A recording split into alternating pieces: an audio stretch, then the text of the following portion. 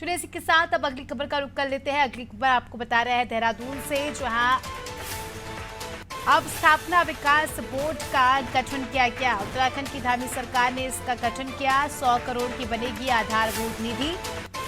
25 करोड़ की परियोजनाओं पर बोर्ड कार्य करेगा। बोर्ड के एमडी की जल्द ही नियुक्ति की जाएगी।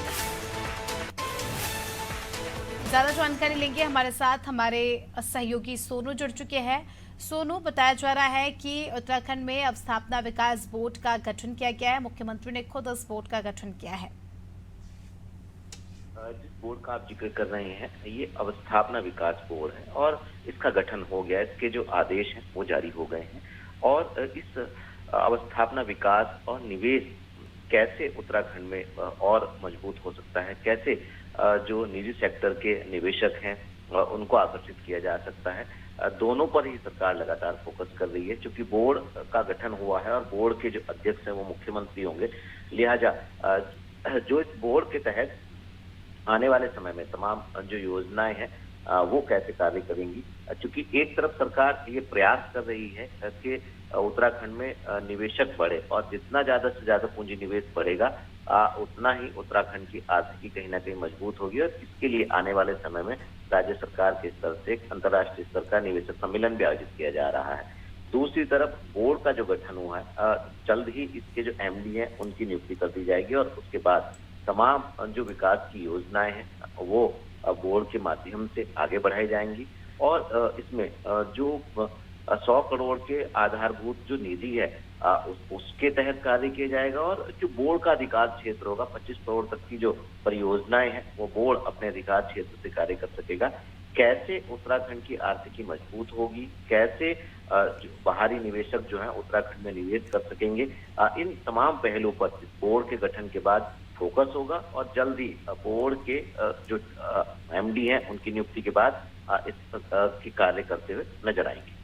जी सोनू, किस नाम पर कयास लगाए जा रहे हैं कि एमडी बन सकते हैं, या फिर किन चीज़ों को ध्यान में रखा जाएगा कि जो एमडी बनेगा उसको लेकर कोई नाम ऐसे सामने आ रहे हैं? देखिए, कई शासन के अधिकारी हैं जिनके पहले जो है नियोजन विभाग के अनुभव रहे हैं ऐसे, और जो शहरी विकास से अवस्थापनाओं से जुड़े रहे हैं ऐसे जो अधिकारी हैं, कई ऐसे अधिकारी हैं, उसमें कुछ पीसीएस अधिकारियों के भी नाम हैं और कुछ आईएएस अधिकारी भी हैं। अब ये देखना होगा कि सरकार इस पर मंथन करने के बाद जो एमडी के पद की नियुक्ति है वो आखिर कब तक कर पाएगी। देखिए सोनू, काफ़ी बड़ा अमाउंट जो है इस बोर्ड के गठन में लगा है। 100 करोड़ की आधारभूत निधि लगेगी और साथ ही बताया जा रहा है कि 25 करोड़ की परियोजनाओं पर जो है ये बोर्ड काम करेगा, जिस बात का आपने भी जिक्र किया। विपक्ष जो है लगातार हमलावर देखा जाता है। ऐसे में सरकार किस एंगल से इस बोर्ड को लेकर चलेगी, क्योंकि बहुत ज़्यादा ज़रूरी, इतना जब पैसा लगता है तो क्या बाकी इस बोर्ड से विकास होगा?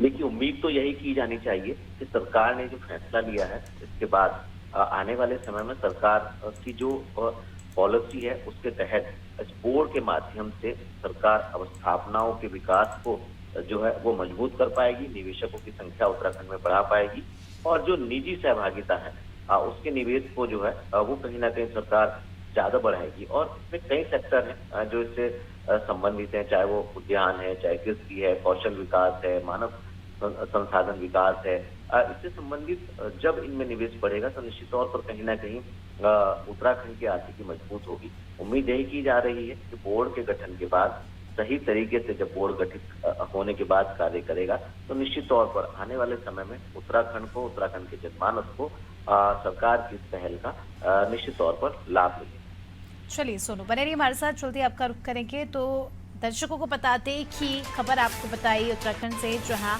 अवस्थापना बोर्ड का गठन यहाँ पर किया गया। अवस्थापना विकास बोर्ड का अब देखने वाली बात ये होगी कि आने वाले समय में किस प्रकार से बोर्ड काम करता है और क्या वाकई इस बोर्ड के गठन से विकास होता है और किस लेवल तक विकास जो है उत्तराखंड में देखने को मिलता है।